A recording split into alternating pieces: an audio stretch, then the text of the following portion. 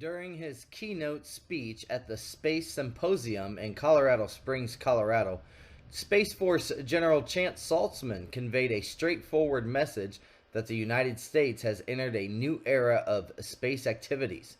In an interview with CNBC following his speech, Saltzman, the second ever chief of space operations for the U.S. Space Force, emphasized that the United States is facing greater threats to its on-orbit capabilities from strategic competitors, with the level of congestion in space rapidly increasing due to a surge in tracked objects, satellite payloads, and launches. In his first broadcast interview since becoming the highest-ranking military official of the U.S. Space Force in November of last year, Saltzman stressed the importance of revising processes and procedures to tackle the evolving challenges in space, CNBC reported. Now, this message arrives at a crucial time when space is rapidly commercializing and geopolitical tensions have escalated, bringing about threats that existed beyond Earth to a domain where rules of engagement remain uncertain. An official revealed today that the U.S. government is investigating more than 600 potential UFO sightings. CBS's David Martin reports newly declassified video shows one flying object that has experts baffled.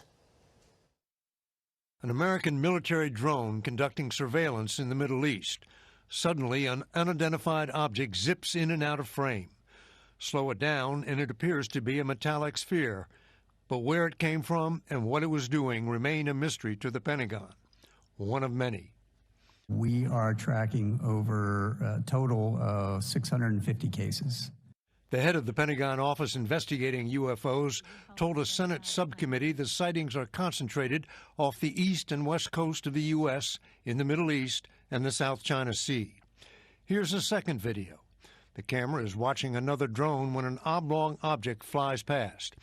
This time, an infrared sensor was able to get a different view and identify it as a commuter airliner. There's a whole fleet of them. The Pentagon says there is still no credible evidence any of the unidentified objects came from outer space. David Martin, CBS News, the Pentagon. The hump that you could help get us over. Okay. Hey, those things are real. Okay, but if there are craft, there are beings. Okay, people have asked me about, I call them vehicles, okay? Right. Now, I did not call them objects. That was too neuter for me. Okay. I had a Stanford professor said you ought to call them objects. No. They have all of the qualities of a vehicle. Mm-hmm. They can move. You know, they're just like a missile or anything like that. So that much we can say about them, for sure. Okay. So I'm calling it a vehicle. Okay. Okay, somebody comes along and says, well, now where would you manufacture one that's 2.5 Earth lengths long? And that's a hard question to answer. However, if you think of it in terms of its living entity, it's just another kind of thing that we've got in our universe. And it can grow and grow and grow and grow. Okay, So it can be an EMV and it can itself have life. Uh-huh. So are you not positing the idea that those vehicles contain, beings who are, maybe like us? Yeah, I only go along with government images. And if you want to know about people kind of thing, there is the ship that picked up the Voyager capsule at Alameda Naval Shipyard, and they have a picture there of, I think it's the Apollo flight that Buzz and Neil were on. But anyway, there is one image there that shows black people getting off. So people with dark skin getting off. Not dark, black. Black skin. Really black. Yeah. Were they tall? Yes. Very tall? Yeah. How tall? Do you know? Well, they got out the doorway. I don't know how high that is, but Well, what? it's safe. 7 feet would be probably a conservative estimate. Have you heard about Clark McClellan's statement about that? Huge cigar-shaped ship appeared over the Air Force Base. These cigar-shaped ships were over a mile in length. One of them landed on the airport landing strip area. When it touched the ground, it created an earthquake like about a 3.5 to 4.0. It terrified everybody in the area. The back of this craft opened up, and several hundred young men with huge, heavy weapons came out of two sides of the ship and formed a protection line around the ship. And the people at that Air Force base, the commander, had a meeting with the individuals that were aboard this ship.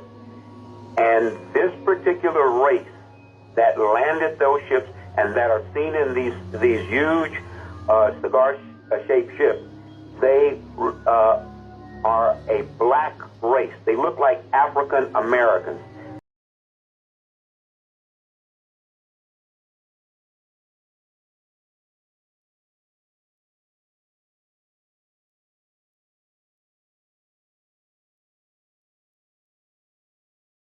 They were about 6'4", 6'5". These tight-fitting black leather outfits on, and the weapons that they came out of the ships with, they were huge weapons. And if you've ever seen a race of people that were conquerors, that had never been conquered, they've got this look about them of arrogance. That is exactly what these extraterrestrials had, and they informed these people at this American Air Force base that not only were they from a militaristic society, but they had controlled a large portion of the galaxy that we live in. And this was the statement that Ronald Reagan was making to the United Nations when he said that if all the countries on the planet realized that there was a threat from outer space and from an alien civilization, we would all come together, but he was not allowed to make this statement. What I tell you is true. Perhaps we need some outside universal threat to make us recognize this common bound.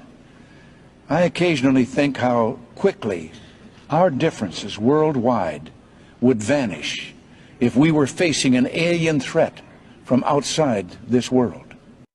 I couldn't help at one point in my discussions privately with General Secretary Gorbachev, when you stop to think that we're all God's children wherever we may live in the world, I couldn't help but say to him, just think how easy his task and mine might be in these meetings that we held if suddenly there was a threat to this world from some other species, from another planet, outside in the universe.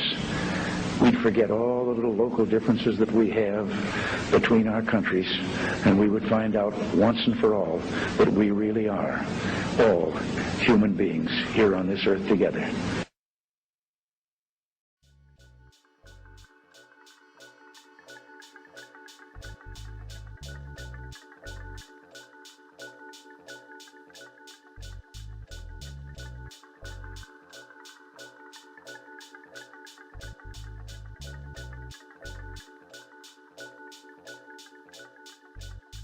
Music.